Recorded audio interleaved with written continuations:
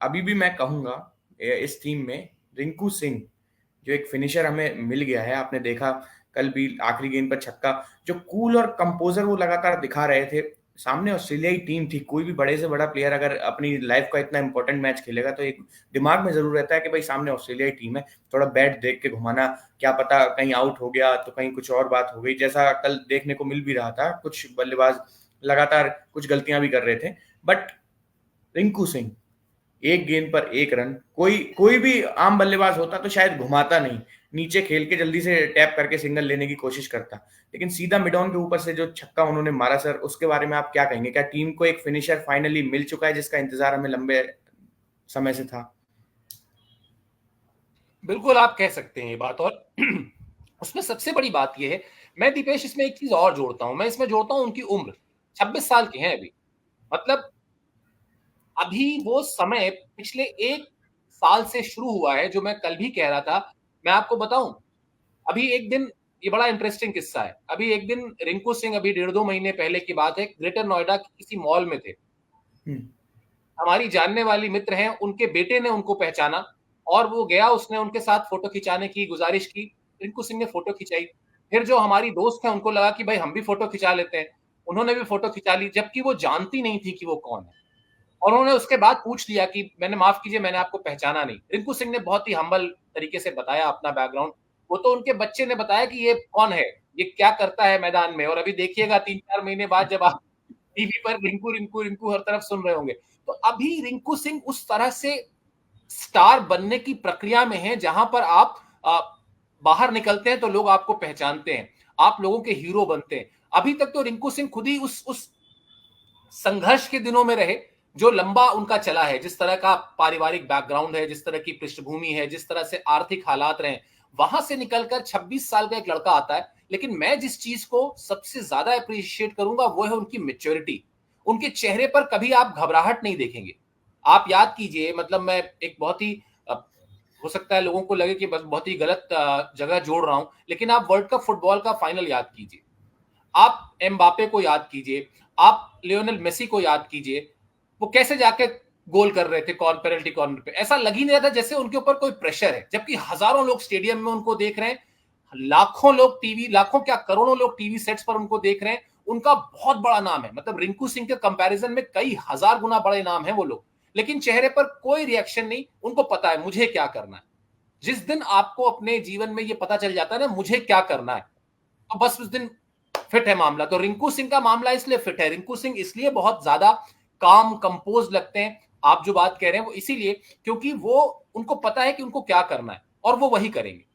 फिर वो शायद बिल्कुल। सामने आप उनके मतलब मेलकम मार्शल तो अब नहीं आ सकते, लेकिन फिर आप सामने चाहे शोएब अख्तर को लगा दीजिए, चाहे शाहीन शाह अफरीदी को लगा दीजिए, चाहे गुजरे जमाने के किसी गेंदबाज को लाके लगा दीजिए, वो क्रिस्टल क्लियर है कि उनको क्या करना है। और यही बात उनको मेरे लिए सबसे अलग बनाती है, सबसे खास बनाती है। आपका क्या रिएक्शन है रिंकू सिंह पर? मतलब कल जिस तरह से उन्होंने खेला है वो तो है ही है, लेकिन ओवरऑल एक खिलाड़ी के तौर पर जिस तरह से वो ग्रूम कर रहे हैं, जिस तरह से वो तैयार हो रहे हैं, कितनी जल्दी आप उनको देख रहे हैं इंडिया के लिए प्रॉपर खेलते हुए, सीमेंट करके अपनी जगह लगातार खेलते हुए?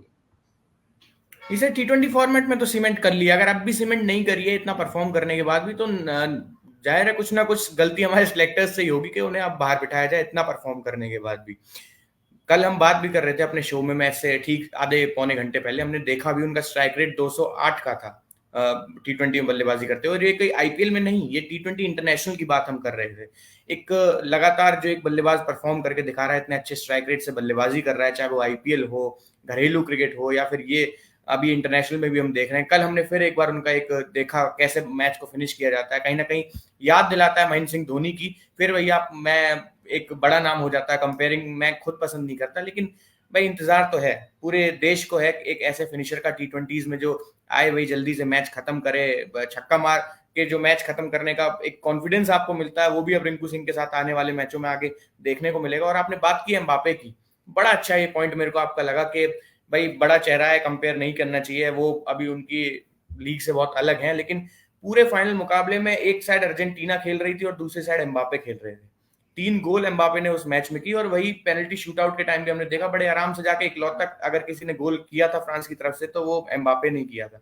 तो हमारे जो रिंकू सिंह है वो भी कुछ अलग नहीं है उनसे, पूरी एक टीम थी लखनऊ सुपर जायंट्स, ऐसा ही कुछ चल रहा था, 30 रन आखिरी ओवर में चाहिए थे, पूरी केकेआर की टीम ने और मैनेजमेंट ने जहां हथियार डाल दिए थे, वहां रिंकू सिंह ने 5 छक्के लगाकर वो मैच जिताया था। तो बहुत सही कंपैरिजन आपने यहाँ किया, मैं यही कहूंगा, कोई गलत इसमें नहीं था। बट अभी भी अगर सीमेंटेड नहीं है प्लेस तो फिर सिलेक्टर्स की गलती होगी, इसमें कोई दो राय नहीं है। वो अपना प्लेस T20 फॉर्मेट में तो एटलीस्ट कर चुके हैं, सेव कर चुके हैं, मैं ये कहूंगा। और एक और मेरा ये मानना है कि एक बल्लेबाज जो किसी फॉर्मेट में लगातार अच्छा कर रहा है, उसमें अपने आप को ढाल चुका है, तो सिलेक्टर्स और मैनेजमेंट को भी एक चीज ध्यान देनी होगी कि उसे दूसरे फॉर्मेट्स में अभी खिलाने की कोशिश ना करे, क्योंकि ये हमने लगातार देखा है। सूर्य कुमार यादव T20 फॉर्मेट में अच्छा किया, उन्हें जबरदस्ती कोई जरूरत की नहीं थी, टेस्ट फॉर्मेट में उन्हें उतार दिया जाता है, वो भी बॉर्डर गवस्कर ट्रॉफी जैसी बड़ी सीरीज में, जहां ऑस्ट्रेलिया आपके सामने है, एक पूरी ऑस्ट्रेलियन स्क्वाड आपके सामने है। सेम यही वनडे फॉर्मेट में कुछ खिलाड़ियों को उनका रोल समझाना होगा कि भाई आपको, आपका ये रोल है, आने वाले समय में 6 महीने में हमारा वर्ल्ड कप है, अपने आपको इस तरह ढाल लीजिए अपने रोल में, फिनिशिंग रोल में, और उसी तरह आपको आगे बल्लेबाजी करनी है। और हमारी टीम को इस चीज की जरूरत है, जैसा अभी राहुल द्रविड़ ने ओडीआई वर्ल्ड कप 2023 में अपने सारे खिलाड़ियों को समझाया कि भाई आपका रोल ये है, एक जस्टिफाइड रोल खिलाड़ी के पास होगा तो वो डेफिनेटली परफॉर्म करके देगा। बिल्कुल, और वो रोल उसको कोच और कप्तान को बताना होगा, वरना फिर यही होगा कि आप जो खिलाड़ी किसी और चीज के लिए बना है, अब आप उसको अगर किसी और चीज में एक्सपेरिमेंट करने लगेंगे तो शायद जहां पर आप एक्सपेरिमेंट कर रहे हैं वहां तो वो फेल होगा ही होगा। उस फेल होने का जो साइड इफेक्ट है, उसके जो कॉन्फिडेंस पे असर है, वो जहां पर अच्छा कर रहा था वहां भी गड़बड़ होने लगेगी।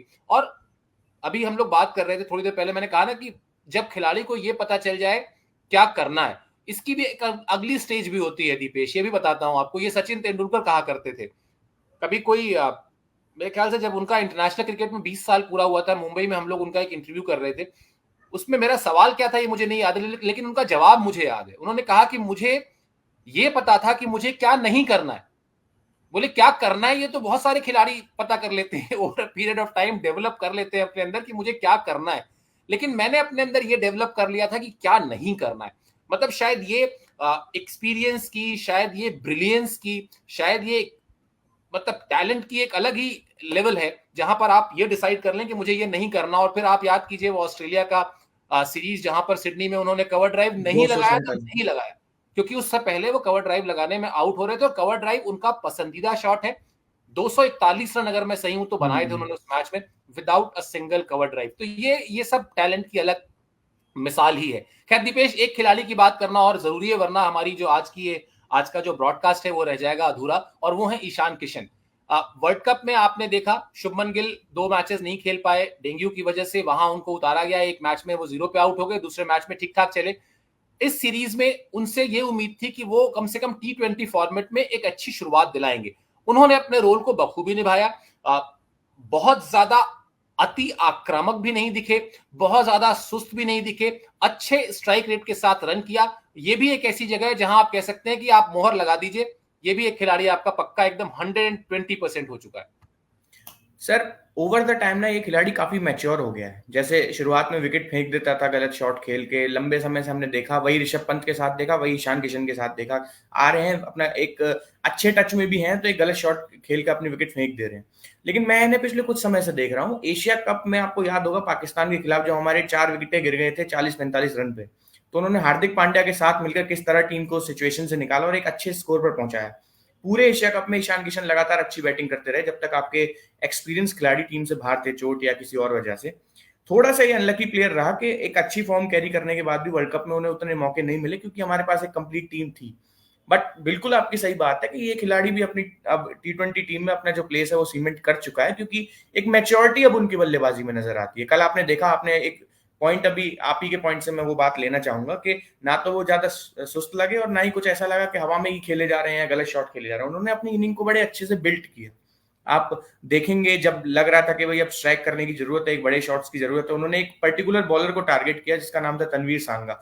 वो राइट आर्म लेग स्पिनर थे, और जब राइट आर्म लेग स्पिनर एक लेफ्ट हैंडी बैट्समैन के सामने आता है तो फिर शॉट्स ओपन हो जाते हैं, कहीं ना कहीं वो मिड विकेट और शॉर्ट लेग वाला जो एरिया है वो ओपन हो जाता है, और उन्होंने उसका पूरा फायदा उठाया।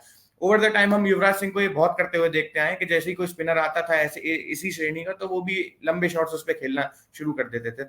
बड़ा अच्छी तरह उन्होंने अपनी इनिंग को बिल्ड किया। ना तो स्ट्राइक रेट की दिक्कत कभी ईशान किशन और सूर्य कुमार यादव जैसे बल्लेबाजों के साथ आएगी नहीं, जब तक वो क्रीज पर खड़े हुए हैं उनके पास शॉट्स बहुत सारे हैं, पिच कैसी भी है वो अपने शॉट्स खेल सकते हैं। तो हाँ, एक मेच्योर बैट्समैन हो चुके हैं और कल काफी एक्सपीरियंस भी थे टीम में, अगर दूसरों के कंपैरिजन में हम अगर देखें तो अच्छी एक पारी रही, बढ़िया बल्लेबाजी की। आगे भी यही उम्मीद रहेगी कि आगे आने वाले 4 मैचों में भी कुछ ऐसा ही करके दिखाएं। बिल्कुल, और 148 के आसपास की स्ट्राइक रेट है, तो वही बात है कि आप अपने आपने अपने रन्स, आपको पता है कितने बनाने हैं, कैसे बनाने हैं, और फिर मैं वही शब्द इस्तेमाल करूंगा, मैच अवेयरनेस। मैच अवेयरनेस यही होती है कि आप अगर एक ओवर में तय कर चुके हैं कि इस ओवर में मुझे 10 रन चाहिए, आपने 10 रन बना लिए, तो फिर आप मत जाएं आगे, क्योंकि आपको जितना आगे तक आप जाएंगे, 20 ओवर में जितना डेप्थ तक जाएंगे, मैच को जितना लास्ट तक ले जाएंगे, आपको आसानी होगी मैच में जीत हासिल करने में। और अगर, मतलब मेरे ख्याल से आप भी इस बात से सहमत होंगे, जीत और हार का अंतर भले ही 2 विकेट का है, लेकिन आप देखें तो बाद में वो 2-3 विकेट जो बहुत जल्दी जल्दी गिरे, शायद उसकी जरूरत नहीं थी। बहुत आराम से आप ये मैच 5 विकेट से जीत सकते थे, बशर्ते कि थोड़ा सा आप अपने अंदर वो कॉन्फिडेंस ले आते, वो हड़बड़ी ना करते। खैर, यंग टीम है, धीरे धीरे सीखेगी, अभी 4 मैच और हैं, और जैसा आपने कहा कि इस चारों मैचों में सूर्या से, रिंकू सिंह से, ईशान किशन से ऐसी ही बल्लेबाजी की उम्मीद रहेगी। और हाँ, गेंदबाजी में थोड़े से बेहतर परफॉर्मेंस की उम्मीद रहेगी। थोड़ा और अलर्ट होने की जरूरत है फील्डर्स को, ताकि वो गेंदबाजों के जो जोश को किसी तरह से डेंट ना होने दे। अगला मैच 26 तारीख को है, तिरुवनंतपुरम में खेला जाएगा। उस मैच से पहले भी और उस मैच के दौरान भी और उसके बाद भी हम वो जो 360 डिग्री की बल्लेबाजी सूर्या करते हैं, वैसे ही 360 डिग्री की कवरेज लेकर आपके लिए हमेशा हाजिर होते रहेंगे। हमारी टीम में भी देखिए नए नए लोग जुड़ते जा रहे हैं, तो आप सबको सब हमारे हमारे पूरे जो वीडियो सेक्शन में हमारे पास जो शॉर्ट्स हैं, जो रील्स चलती हैं, उन सबको देखिए, जरा अपना अपना फीडबैक दीजिए, क्योंकि उससे हमें भी मदद मिलेगी कि हम और बेहतर कर सकें। बहरहाल, आप हमसे जुड़े, इसके लिए मेरी और दीपेश की तरफ से बहुत बहुत शुक्रिया, बहुत बहुत धन्यवाद।